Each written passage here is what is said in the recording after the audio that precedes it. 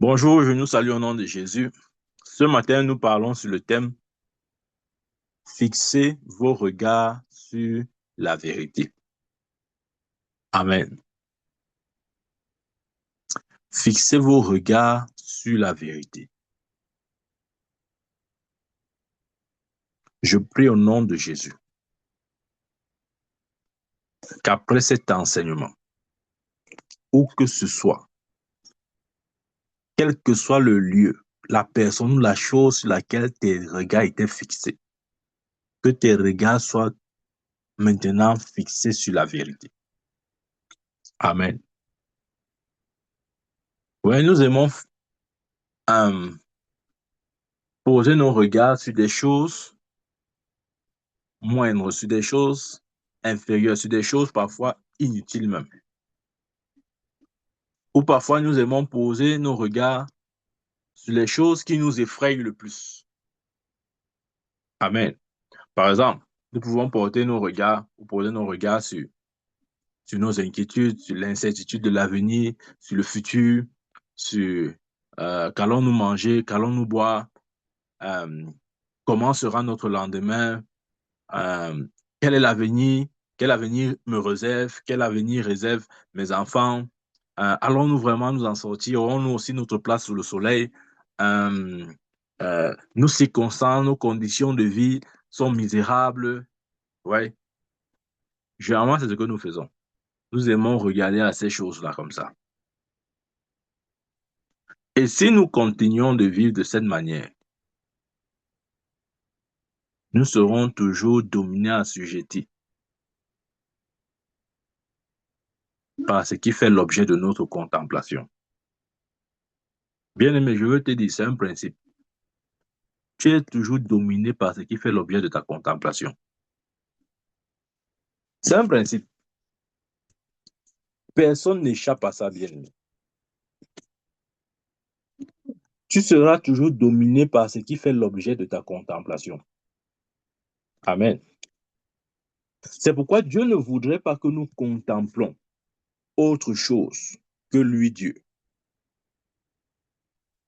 Amen. Dieu ne voudrait pas que nous contemplons. Regardez, la Bible dit dans 2 Corinthiens 3, 18, nous tous qui le visage découvert contemplons comme dans un miroir la gloire du Seigneur. Nous sommes transformés en la même image. J'ai dit, tu seras toujours dominé par ce qui fait l'objet de ta contemplation. Si tu contemples le Seigneur, tu seras dominé par le Seigneur. Il dit, nous tous qui, le visage découvert, contemplons comme dans un miroir la gloire du Seigneur, nous sommes transformés en la même image, de gloire en gloire, comme par le Seigneur l'Esprit. Nous sommes transformés en la même image. Tu seras transformé en l'image qui fait l'objet de ta contemplation. Si tu contemples le Seigneur, tu seras transformé à l'image du Seigneur. Si tu contemples tes inquiétudes, tu seras transformé à l'image de tes inquiétudes. Amen. Quel que soit ce que tu contemples, cette chose triomphera toujours de toi. C'est vrai. C'est pourquoi ce matin, Dieu nous dit, mes enfants, ayez les regards fixés sur la vérité. Contemplez la vérité. Amen. Parler le langage de Dieu, c'est aussi ça. C'est aussi notre capacité. Ça dépend aussi de notre capacité à contempler la vérité. Par rapport à cette vérité, Jésus a dit, vous connaîtrez la vérité et la vérité vous affranchira. Je vais vous dire, je l'ai toujours dit, vous pouvez prier autant que vous voulez. Ouais, le chrétien croit que Satan a peur de la prière. Il n'a pas peur de la prière. Il a peur de la lumière, de l'illumination. Il a peur de, de la quantité de lumière qui est en toi. Quand je parle de lumière, je parle justement de la vérité. Je parle justement de la lumière qu'apporte la parole de Dieu. C'est de ça dont il a peur. Il n'a pas peur de tes prières que tu fais là. Ce que je dis, c'est quoi? C'est que si tu pries dans un état d'ignorant, tes prières ne servent à rien. Mm -mm. tes prières n'auront aucun impact dans le royaume de l'ennemi. Il faudrait d'abord que la lumière arrive. Amen. Il faut que la lumière arrive. Et plus grand est la lumière en toi, plus grand sera justement l'impact de ta prière. Ce n'est pas juste de dire, oh mon prophète, vraiment, mon prophète, tu sais, vraiment, je suis un homme de prière, vraiment, j'aime la prière, vraiment. Mon prophète, tu ne me connais pas, hein? Demande à ton Dieu, il va te dire, moi, je suis dévoué à la prière. Demande à ton Dieu, non? Tu es un prophète, demande, il va te dire, bien aimé, tu peux être dévoué à la prière. Mais si, écoute-moi très bien, gagne en temps. Si tu n'es pas suffisamment ancré dans la connaissance de la parole de Dieu, je peux te rassurer, même si tu pries 24 heures sur 24, ta prière n'a pas suffisamment de portée dans le règne de l'Esprit. Amen. Parce qu'il a dit, vous connaîtrez la vérité et la vérité vous rendra libre. Il n'y a rien qui a franchi comme la vérité. Ça, c'est vrai pour les choses spirituelles et même pour les choses naturelles. Observez bien. Plus vous savez plus vous savez à propos d'un sujet, mieux votre épanouissement dans ce domaine est aisé. Je prends un exemple. Je prends un exemple. Si vous me prenez, moi qui vous parle, vous me jetez dans la cellule informatique, où on parle que de l'informatique, par-ci, par-là, informatique, système d'information, c'est-à-dire les choses bizarres. Je serais perdu. Non, je serais perdu. Pourquoi?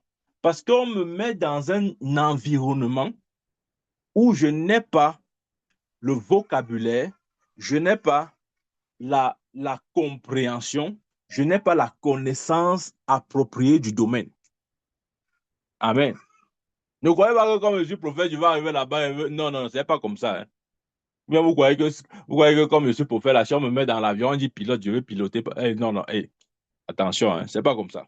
Il y a la loi de l'apprentissage, la loi de, si tu voulais, acquérir la connaissance. Amen. Vous-même, si vous entrez dans l'avion, on vous dit que c'est votre prophète qui est pilote. Vous savez qu'il n'a jamais fait les études en pilote. Vous avez, dans le pilotage d'avion. Vous-même, vous n'avez pas sorti l'avion là. Vous allez sortir. Vous allez dire non, mon prophète, vraiment, il ne faut pas exagérer. Tu veux nous amener où? Et vous aurez raison. Parce que je ne connais pas. Amen. Alors, c'est comme ça aussi, beaucoup de chrétiens, ils sont nés de nouveau, ils sont même citoyens du royaume, mais ils ne connaissent pas grand-chose au sujet du royaume. Ils ne seront pas libres. Je te dis la vérité. Je dis que tu ne seras pas libre. Récite tous les versets que tu veux. Si tu n'as pas la connaissance des Écritures, tu ne seras pas libre. Amen. C'est important. C'est la vérité qui libère. C'est la vérité qui élève. C'est la vérité qui bénit. C'est la vérité qui transforme. Amen. La vérité, la vérité nous inspire. La vérité nous stimule. Il a dit dans Jean 17 là-bas, sanctifie-les par ta parole. Ta parole est la vérité. C'est ça la vérité, bien-aimé. Quand je dis fixons nos regards sur la parole, sur la vérité, je veux simplement dire fixons nos regards sur la parole. Parce qu'il a dit sanctifie-les par ta parole. Ta parole est la vérité. Sanctifie-les. Amen. Sanctifie-les par ta parole est la vérité. Amen. Et c'est aussi la raison du ministère du Saint-Esprit, c'est de nous conduire dans la vérité. Mais vous voyez, il est l'esprit de vérité. Et la vérité, c'est la parole. Ça veut dire que le Saint-Esprit, c'est l'esprit de la parole. N'oublions pas. Jésus l'a présenté à ses disciples comme l'esprit de la vérité. Ou si vous voulez, l'esprit de vérité. Et dans Jean 17, il dit la parole, c'est la vérité. Donc le Saint-Esprit, c'est l'esprit même de la parole. C'est pourquoi si tu veux enseigner, prêcher la parole, tu ne peux le faire que par le Saint-Esprit. Parce que le Saint-Esprit, c'est l'esprit de la parole. Amen. Et c'est important de garder nos regards sur ce qui est la vérité. Satan nous a beaucoup trompés. Satan nous a donné des images.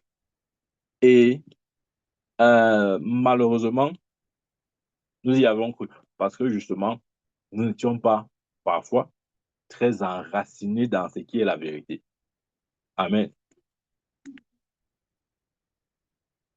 Des fois, quand nous ne sommes pas suffisamment enracinés ce qu'est la vérité, nous avons tendance à acquiescer, à recevoir comme étant vrai tout ce qui vient, tout ce qui vient euh, d'une personne ou qui émane d'une voix entre guillemets autorisée. Je prends un exemple. Peut-être tu es là à l'hôpital, on a dit, OK, voilà, on te diagnostique cancer, phase terminale. Tu as quelques jours, quelques mois à vivre. Tu es arrivé à l'hôpital. Ça, c'est ce que le docteur a dit. Je n'ai rien contre les docteurs, attention. Je n'ai rien contre les docteurs. Ils font leur travail. Mais vous voyez, je dis souvent les vérités ne se valent pas. Il y a des vérités plus grandes que d'autres. Vous voyez? Et ça dépend maintenant de sur quelle vérité nous allons nous tenir. Amen. Tu peux arriver à l'hôpital après un diagnostic examen. Le docteur te dit ça. Ce n'est pas, naturellement, ce n'est pas faux ce qu'il t'a dit. Mais maintenant, la question, c'est, euh, sur quoi vas-tu poser ou fixer tes regards? Sur ce que le rapport du docteur a dit ou sur ce que le rapport des Écritures a dit?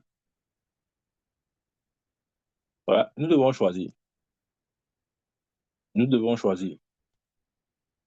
Nous devons choisir. Et je vais vous dire ceci. C'est un exercice, généralement l'erreur aussi que nous faisons. Ouais, parce que je suis en train d'aborder quelque chose de très sensible, je sais. Souvent, l'erreur que nous faisons, c'est que euh, nous attendons, comme on dit souvent, on veut nourrir la poule le jour du marché. Et ça ne va pas marcher. Ou ça peut marcher très difficilement. Ça veut dire quoi? Ça veut dire que nous passons toute notre vie comme ça, la vie comme on veut. On ne donne pas vraiment une importance à la parole de Dieu. On l'écoute aussi de temps en temps comme ça, là, quand on a trop le temps. Bon, on n'apporte pas un intérêt particulier, etc., etc. Et c'est quand nous faisons face à un challenge sérieux. C'est à ce moment-là qu'on veut sortir toute la foi du monde. Bien aimé, ça, c'est ce que j'appelle nourrir la poule le jour du marché. Et c'est une erreur dans laquelle presque tous les chrétiens tombent. Nous ne sommes pas censés vivre comme ça, bien aimé. N'attendons pas qu'il y ait quelque chose, entre guillemets, de grave pour commencer à exercer notre foi. Parce que nous devions l'exercer depuis, sur des petites choses, sur des choses basiques. J'ai dit, la foi, c'est un langage. C'est comme B, A, Baba. On n'apprend pas la lecture en un jour. Hein. Je vous dis que même si vous êtes le plus intelligent du monde, personne n'a appris la lecture en un jour. Ouais, c'est ça le problème chrétien, c'est que nous, on attend, hein, quand on sera vraiment coincé là, allez, on va apprendre à lire le français en un jour. On veut lire ça rapidement, en un jour. Alors qu'on avait la SIL. La SIL était là pour ça, pour nous apprendre les syllabes. B à bas. On t'a mis à la SIL, ça t'a énervé. Tu as dit que tu ne veux pas l'école. Le coup partout était là pour t'apprendre les conjugaisons, hein, les pronoms je, tu, il, nous, vous, il. On t'a dit va au coup partout. Tu as dit que tu ne veux pas ça. Pour aimanter 1, aimanter 2, tu es là pour donner les bases de la langue, les propositions, hein, les adverbes. On te dit va à l'école, tu ne veux pas. Coup moins 2, c'est là pour te donner le sens de la logique. Comment répondre et résoudre des problèmes basiques. Pour te donner, communiquer la notion de la logique. Non, toi, tu ne veux pas. Maintenant, c'est quand les problèmes de terminale arrivent. Hein? Tu devais faire l'école primaire. Tu as manqué, tu ne partais jamais au cours. Maintenant, les problèmes de terminale arrivent. Même seulement lire le sujet, tu vas alors lire. Tu as appris à lire. Tu n'as pas appris à lire. Si on va te donner un sujet, je ne parle même pas de comprendre ce dont on parle, ou disons, de comprendre le sujet. Je dis seulement la lecture. Tu ne peux pas lire parce que le B-A-B-A, B-I-B, du coup préparatoire, tu as refusé de faire. Amen. C'est parfois comme ça que nous sommes bien aimés. Quand on dit aux chrétiens de faire grandir leur foi, ils se disent que non, on dérange. Non, pas cela dérange. Il dérange. Faire grandir la foi, ça veut dire quoi? Il dérange. C'est quand il a un problème maintenant. Ah, parce qu'on ne peut plus dormir. Il ne va plus dormir. Je dis qu'il ne va plus dormir. Ouais, je vous dis, il ne va plus dormir. On va vouloir qu'il fasse le miracle que Jésus n'a même pas fait. Bien aimé, ça se construit progressivement. C'est ce que j'essaye de dire. Des fois, euh, n'attendons pas entre guillemets, je dis bien entre guillemets, un grand problème pour essayer d'exercer toute notre foi. Non. Ce sont des choses que nous étions censés faire depuis, à des petits niveaux, avec les basiques, avec les choses élémentaires et graduellement, de sorte que quand quelque chose arrive, quelle que soit la chose, la gravité de la chose, que ça nous trouve prêts. Ça doit nous trouver prêts. Parce que si tu n'es pas prêt, ça va te renverser. Je te dis, ouais, je te dis la vérité. Ça va te renverser. Sauf si tu vois quelqu'un qui est assez élevé pour, pour gérer ce genre de problème. Mais si ce n'est que toi-même et ta foi, toi, tu sais que ta foi elle est très petite. Donc, bien aimé, c'est pour dire quoi? C'est pour dire, lorsque je dis posons nos regards sur la vérité, c'est quelque chose de très constructif. Ça vient progressivement. C'est comme l'école. Il y a la maternelle, il y a le groupe préparatoire, élémentaire, élémentaire 2, moins 2, sixième, cinquième, quatrième, troisième, seconde, première, terminale, première année, deuxième année, licence, master, doctorat, agrégation, etc. C'est aussi comme ça que la foi est. Il y a les gens qui ont la foi de l'école primaire. Ouais. Il y a d'autres qui ont la foi du lycée. Il y a d'autres qui ont la foi de l'université. Ouais, c'est important que chacun reconnaisse à quel niveau sa foi se trouve. Et quand on parle de la foi du primaire, il y a encore différentes catégories. Il y a le primaire CP. Bien aimé, est-ce que ta foi, c'est le primaire CP? Est-ce que ta foi, c'est le niveau lycée? Parce que quand on dit lycée, il y a 7 catégories. Il y a lycée sixième, il y a lycée cinquième, il y a lycée quatrième. Tu es où exactement? Amen. Mais quel que soit le niveau dans lequel tu te trouves actuellement, il y a moyen d'upgrade, il y a moyen d'aller de l'avant, il y a moyen de surpasser cette étape-là. Que ta foi soit forte au nom de Jésus. Mais la clé, c'est avoir les regards fixés sur la vérité. Amen. Avoir les regards fixés sur la vérité. Je vous ai toujours donné ce témoignage et je le donne encore ici. Je vous ai dit que j'avais une de mes cousines qui, paix à son âme, je sais elle est maintenant auprès du Seigneur. Ah, chaque fois que je pense à elle, je suis vraiment triste. Je suis vraiment triste parce que ça pouvait être différent. Je suis vraiment triste parce que elle pouvait ne pas mourir. Amen. Mais justement, c'est ce que je suis en train de dire là. Si nous si nous nous entraînons pas à poser nos regards sur la vérité, quand un challenge viendra, bien aimé, ça va venir nous trouver dans un état de comment je vais dire ça, de faiblesse, c'est-à-dire un état où notre foi n'est pas suffisamment forte. Et parfois, si on vient même nous aider, dans certains cas, je dis bien dans certains cas, euh, surtout quand il s'agit du cas d'un enfant de Dieu. Parce que, okay, il faut que j'explique bien ça. L'enfant de Dieu est supposé avoir ce qu'on appelle la foi. Prier pour un païen et prier pour un enfant de Dieu, c'est deux réalités différentes. Vous voyez? Si je prie pour un païen, je n'ai pas besoin de sa foi, parce qu'il n'a même pas d'avoir né de nouveau. Ma foi seule peut être suffisante. Oui. Mais si je prie pour quelqu'un qui est aussi chrétien, il faut, euh, il faut une action correspondante. Je ne sais pas comment je veux dire. Il faut que les deux fois matchent. Il faut que, c'est-à-dire, ma foi seule n'est pas suffisante. Il faut que la foi même de la personne réussisse à s'unir avec la mienne. Amen. Ça, c'est différent de prier pour un païen. Quelqu'un qui n'est pas né de nouveau, je n'ai pas besoin de sa foi. D'ailleurs, parce qu'il n'en a pas. Il n'est pas né de nouveau, donc il n'a pas la foi. Ma foi seule peut couvrir. Mais pour celui qui est né de nouveau, il faut aussi des fois sa foi. Du moins quand il s'agit de la guérison. Il faut bien comprendre ça. Donc, ma soeur, ma cousine là était malade et puis elle avait été diagnostiquée où elle avait le cancer d'estomac. L'estomac. Donc, ah, Seigneur. Elle avait le cancer d'estomac et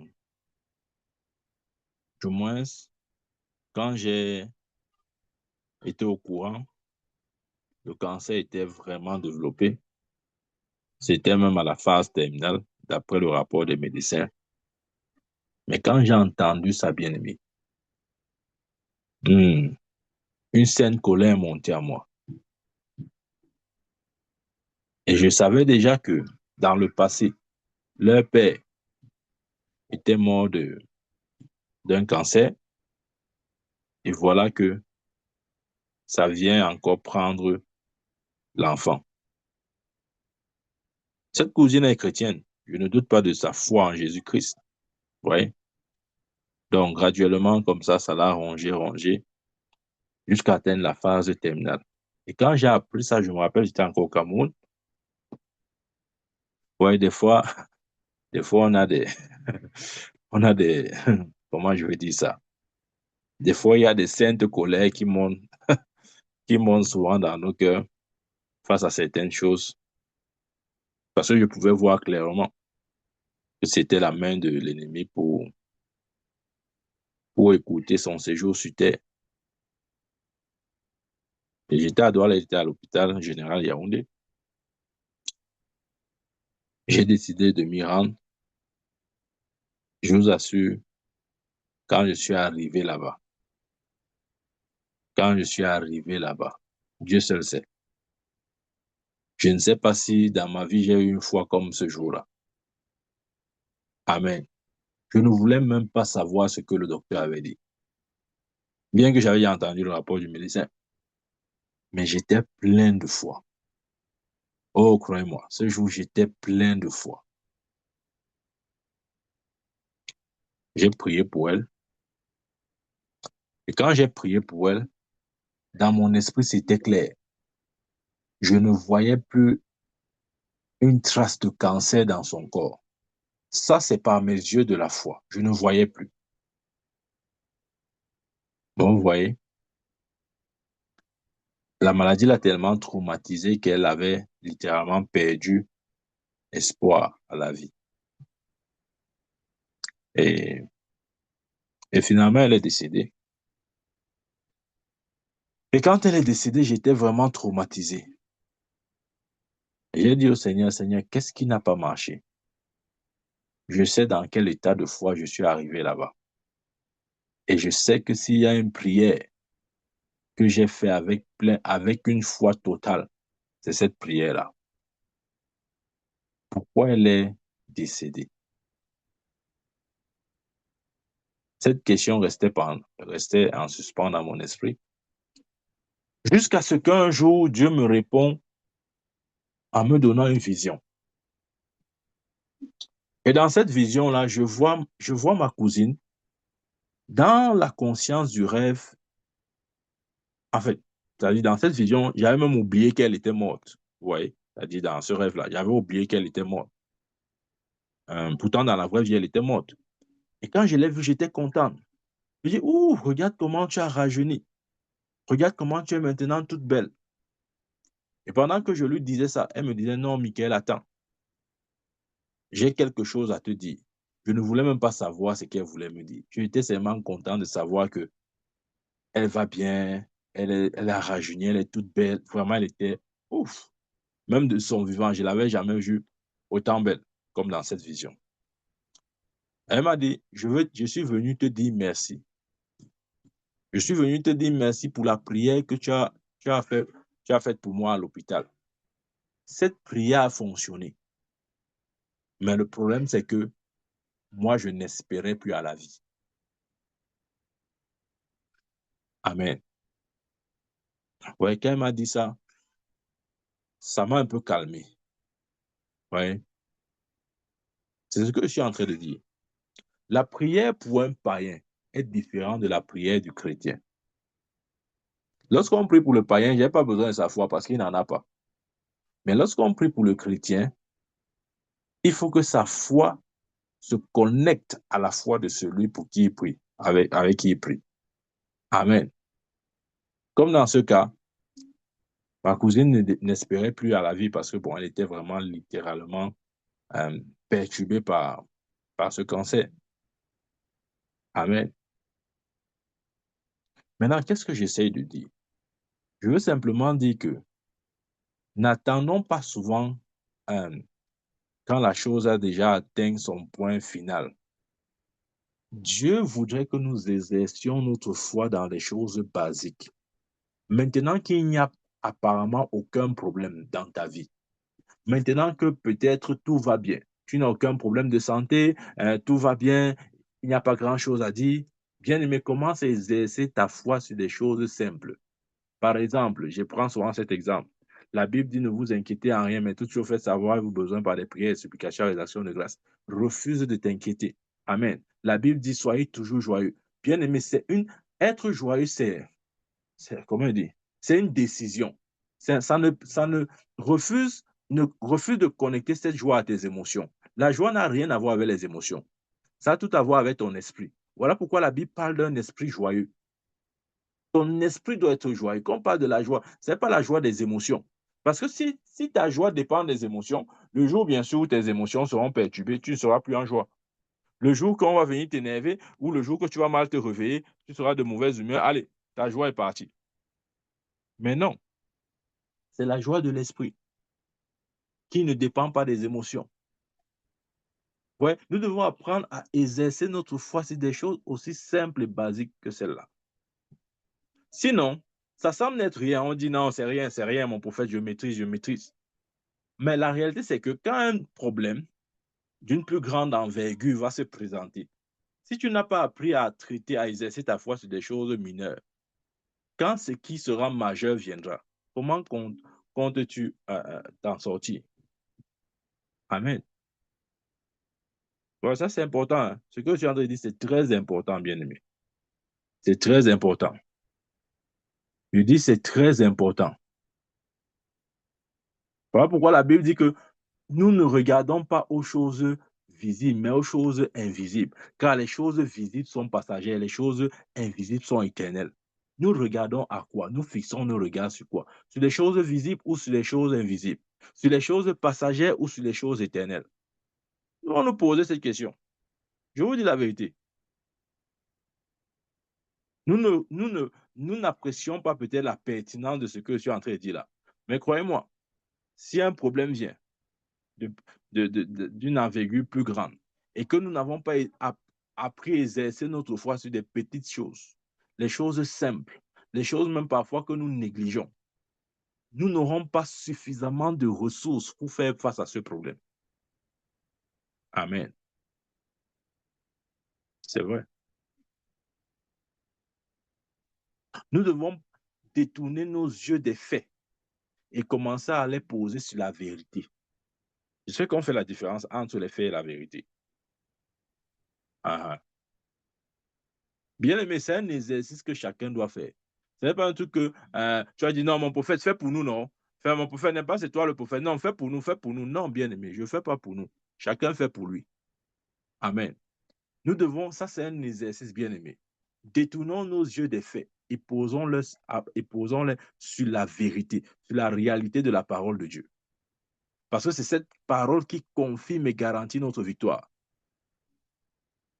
Cette parole dit que nous sommes plus que vainqueurs par Christ. Cette parole dit que nous sommes, tout ce qui est né de Dieu triomphe du monde et la victoire qui triomphe du monde, c'est notre foi. Cette parole dit que nous sommes vainqueurs en tout temps et en toute saison, toutes circonstances. Cette parole dit que nous sommes victorieux. Cette parole dit que nous marchons dans la santé divine. Cette parole dit que nous marchons dans la prospérité. L'Éternel est mon berger, je ne manquerai de rien. Cette parole dit que nous marchons dans la domination. Cette parole dit que nous marchons dans la vie de gloire. Apprenons à lire ces choses, à proclamer ces choses.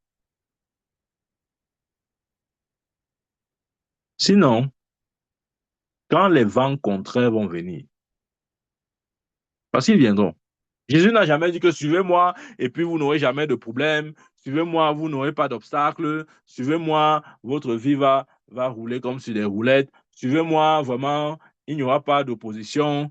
Non, ce n'est pas ça l'évangile. Il y aura. Celui qui te dit qu'il n'y aura pas de mal, il te dit qu'il y aura. Amen. Rappelez-vous, Jésus avait fait un petit voyage avec ses disciples, juste pour traverser, hein, d'un côté, pour aller d'un côté à l'autre. La Bible dit que ils étaient dans la barque et au milieu de la nuit, la tempête s'est levée, le vent s'est levé. Et pendant que le vent et la tempête soufflaient, ils voyaient devant eux quelqu'un qui marchait sur les eaux. D'autres l'ont appelé un fantôme. Mais le plus courageux, Pierre, a dit, Jésus, si c'est toi, ordonne que je vienne vers toi. Et Jésus a dit, Pierre, viens. Amen. Ouais, une fois de plus, parler la parole, c'est agir sur la parole. Ouais, Pierre a attendu le rhéma de Dieu. Pierre ne s'est pas levé là, a commencé à marcher sur les eaux. Non, non, non, non. Ce n'est pas parce que Jésus a marché sur les eaux qu'il a aussi mis à marcher sur les eaux. Non. Il a attendu le rhéma. Il a attendu que Dieu lui donne la parole. Cette parole qui a dit viens. Amen. Vous voyez, des fois, c'est ça. Nous avons besoin du rhéma. Et quand le rhéma sort, bien aimé, la deuxième chose, ne réfléchis pas, agis. Si tu as reçu le rhéma, ne réfléchis pas. On ne réfléchit plus après le rhéma. Amen.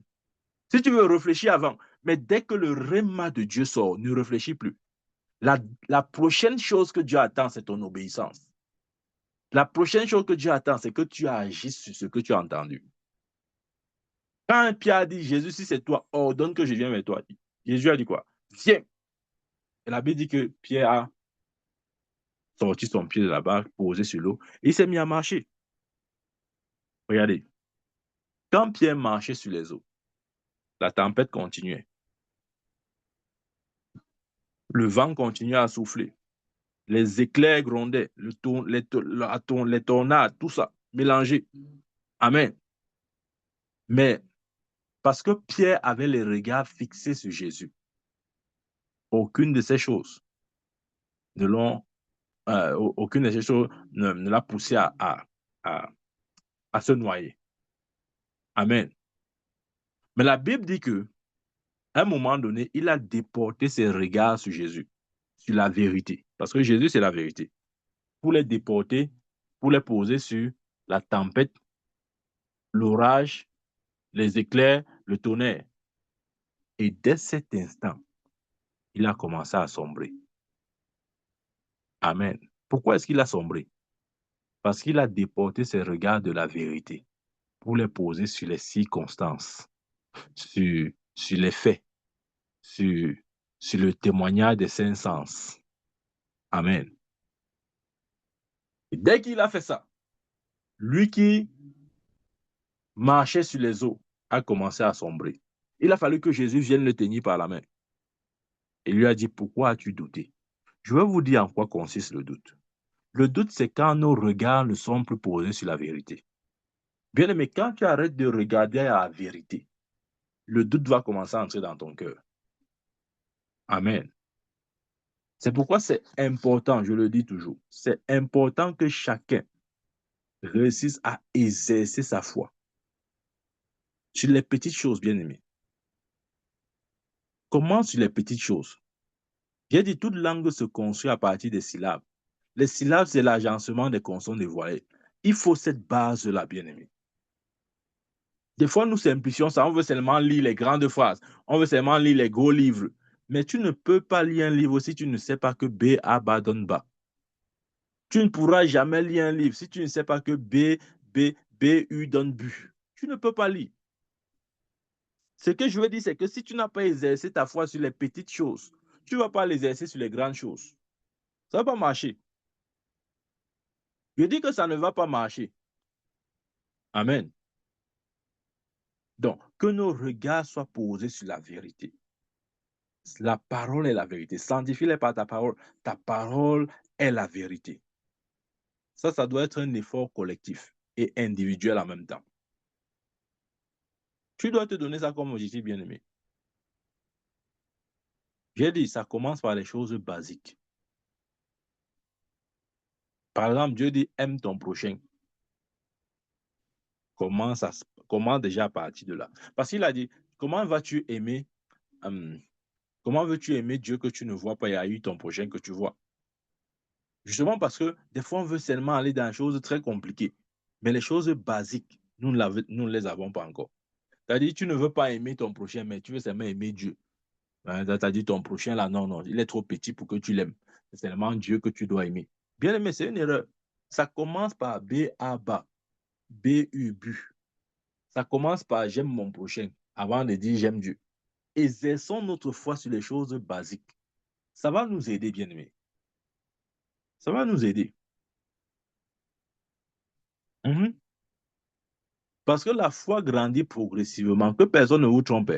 Et la foi ne grandit, j'ai dit ici, la foi ne grandit pas seulement lorsqu'on écoute la parole de Dieu. Ça, ce n'est pas vrai. Parce que si nous écoutons, le but d'écouter, c'est d'agir. On écoute pour agir. On n'écoute pas pour dire, OK, j'ai écouté. Bon, j'ai écouté, non. Mais j'étais là, non. Mais mon prophète, finalement, tu veux même quoi, n'est-ce pas? On était là quand tu parlais. Non, bien aimé, c'est pas comme ça. Le but ou la finalité d'écouter, c'est afin d'agir. Si nous écoutons sans agir, ça ne marchera pas. C'est pour ça que Jacques dit, ne soyez pas des auditeurs oublieux, mais pratiquez. Amen. Ça, c'est important, bien aimé. C'est très important, croyez-moi. Si nous ne prenons pas les choses de cette façon-là, si nous ne voyons pas les choses de cette façon, nous allons tourner en rond. On va dire, mon prophète, même si je tourne en rond, ça fait quoi? N'est-ce pas, il y a l'enlèvement. Moi, attends, une fois l'enlèvement, les choses là sont compliquées. Hey, attention. Jésus vient chercher une église sans tache ni ride. C'est un peu une église faible qui veut s'évader ou bien qui attend vraiment une échappatoire comme ça. Ouf, enfin, ouf, l'enlèvement, vraiment, que l'enlèvement vienne nous délivrer. Non, bien aimé. Amen. Grandissons dans la connaissance de la parole de Dieu. Pas simplement par l'écoute, mais par notre capacité à parler. Et parler la parole de Dieu, c'est agir sur la parole. Je l'ai dit. Regardons cette image, c'est ce verset. Et c'est par là que je vais probablement sortir. Et dit, dans, dans Romains chapitre, attendez, je ouvre ça pour nous. Nous devons accepter ce que la parole de Dieu dit à notre sujet, bien aimé.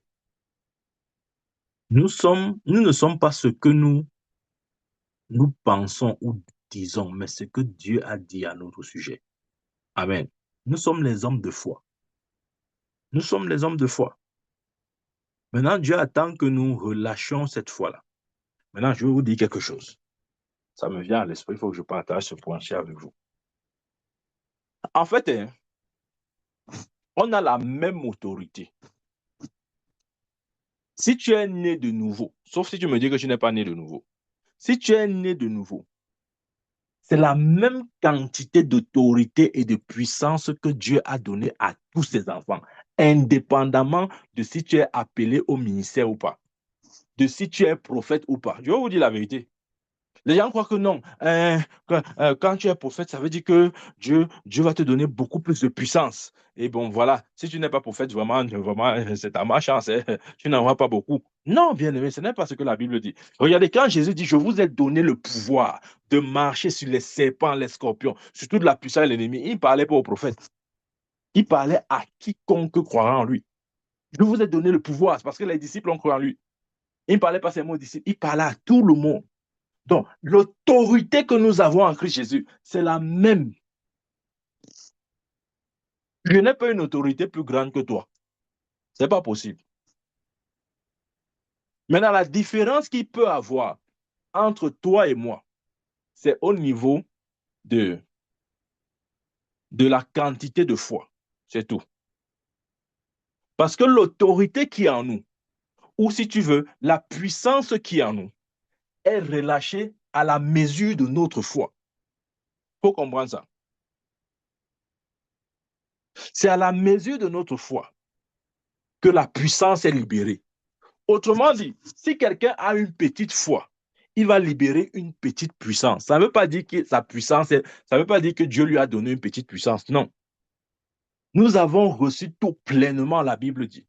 C'est la même autorité, la même puissance, dans les mêmes quantités. La différence est jusqu'où chacun a, comment dire, est allé dans sa foi. Jusqu'où est-ce que tu as grandi dans ta foi? Parce que c'est la foi qui sort la puissance qui est en toi. Maintenant, si ta foi est petite, tu vas libérer une petite puissance. Si ta foi est grande, tu vas libérer une grande puissance. Ouais, il faut comprendre ça. Parce que parfois, quand les gens voient peut-être les hommes de Dieu manifester une grande puissance, on dit, oh, vraiment, il faut. Là, ce sont les choses là, donc, c'est les choses des hommes de Dieu. Et quand tu es homme de Dieu, il faut laisser ça. Ce n'est pas vrai, bien-aimé. Je te dis la vérité, ce n'est pas vrai. Tout dépend de la quantité de foi, de ton niveau de foi. Si c'est pour la puissance, nous avons la même puissance. Je vais te dire, la puissance qui était en Pierre est la même puissance qui est en toi. La puissance qui était dans l'apôtre Paul, c'est la même quantité de puissance qui est en toi. Mais la différence entre toi et l'apôtre Paul, c'est que l'apôtre Paul a, pendant sa marche sur terre, son séjour sur terre, il a grandi dans sa foi. Il a élevé son niveau de foi au point où il pouvait libérer une puissance beaucoup plus grande. C'est tout. C'est tout. Amen. Ouais, il faut comprendre ça comme ça. Il ne faut pas essayer de croire que non. Si je n'ai pas une grande foi, bon, c'est peut-être parce que bon, je ne suis pas prophète, bon, je ne suis pas pasteur. Bon, de toute façon, mon prophète n'est pas fait vos choses, n'est pas fait vos choses là-bas. Ce n'est pas ça. Je dis que ce n'est pas ça. Le problème, c'est la quantité de foi que tu as. Quel est ton niveau de foi? La puissance illimitée de Dieu en toi est libérée à la mesure de ta foi. Amen. Bien aimé, ayons nos regards fixés sur la vérité. Je finis avec ce passage que j'ai annoncé dans Romains chapitre 4, versets 20 à 21. Il dit, il ne douta point par incrédulité au sujet de la promesse de Dieu, mais il fut fortifié par la foi, donnant gloire à Dieu et ayant la pleine conviction que ce qu'il promet, il peut aussi l'accomplir. Ouais, Abraham avait les regards fixés sur la promesse. Il ne regardait pas les réalités de son corps. Son corps disait qu'il était faible. Son corps disait qu'il était fatigué. Et même s'il pouvait encore produire des spermatozoïdes, sa femme était stérile. Sa femme avait déjà dépassé la ménopause. Mais il n'a pas regardé aux conditions physiques de leur corps. Parce que ses yeux étaient sur la promesse. La Bible dit, ayant une pleine conviction que ce que Dieu promet, il peut aussi l'accomplir. Bien aimé, il avait une pleine conviction. Pour avoir une pleine conviction, il faut que tes regards soient totalement fixés sur la promesse. Comme par les choses aujourd'hui, tu confesses que je suis la tête et non la queue. Je suis le meilleur. Je suis victorieux. Après demain, tu dis, euh, bon, je ne sais pas trop. Bon, si Dieu veut. Bon, en tout cas, je remets mon sort à Dieu. Ce n'est pas ça, bien aimé. Quand tes regards sont fixés sur la vérité, ta confession ne change pas. Les circonstances ne modifient pas ta confession. Amen. Mais aujourd'hui, c'est ce que nous vivons. Tu te lèves le matin, là, allez, tu confesses jusqu'à tu récites tous les versets. À midi, tu récites moins les versets. Après-midi, tu commences plutôt à réfléchir. Le soir, allez, tu n'es plus toi dedans. Tu n'es plus toi dedans. Toute ta foi est finie. Non, bien-aimé, soyons constants. Regardons la vérité. Contemplons la vérité. Confessons toujours la vérité. Amen. Soyons comme Abraham. La Bible dit que nous sommes les fils d'Abraham. Nous sommes la postérité d'Abraham. Gala dit que Christ est la postérité d'Abraham. Et le même Gala dit que nous qui sommes en Christ, nous sommes devenus la postérité d'Abraham. Nous sommes cette postérité, bien-aimée. Amen. C'est l'Église. Abraham regardait l'Église. Ah, il a dit, ce que je vois là, c'est ce que Dieu va faire. C'est pas étonnant. La Bible présente Jésus comme étant fils d'Abraham. Et nous, nous sortons de Jésus. Donc, nous sommes qui? Les fils d'Abraham. Donc, c'est nous que Abraham a vu. Amen. Il était concentré sur la promesse. Il était concentré sur la promesse. Il n'a pas regardé ses conditions. Il n'a pas dit, oh, vraiment, ma femme là, vraiment, mon prophète, tu ne comprends pas. Vraiment, c'est parce que tu n'es pas dans ma situation. Mon prophète, je te dis, même si je t'explique, tu ne peux pas comprendre. Je te dis, même si je t'explique, tu ne peux pas comprendre. Ma femme est ménopausée. Ma femme ne peut plus concevoir. Mon prophète, on dit que ses entrailles, ses ovaires sont foutus. Mon prophète, d'ailleurs, on a même opéré, on a tout enlevé.